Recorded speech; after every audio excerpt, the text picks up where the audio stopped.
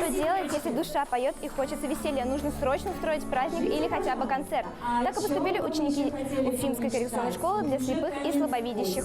Проект «В гостях у друзей» открывает свой 3-й сезон. Гора новостей на торжественном открытии в Уфимской специальной школе номер 28. Здесь обучаются ребята, у которых не все в порядке со зрением. Зато они обожают творить, и музыка для них не просто хобби.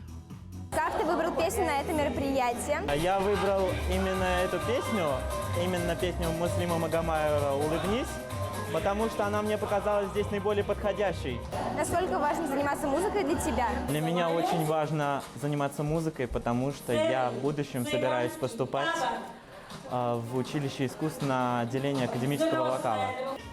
Воспитанники специальных студий совместно с учениками устроили творческие коллаборации. Кто-то обожает танцевать, а кто-то петь. И они совместными усилиями объединили свои готовые творческие номера. Ведь вокалисту всегда не помешает подтанцовка, а танцевальному коллективу работа с перспективным артистом. Что для тебя значит друзья?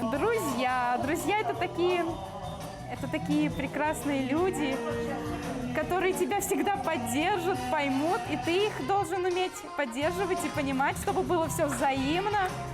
Вот. Ну и вообще без друзей никуда, потому что иначе просто мир станет скучным.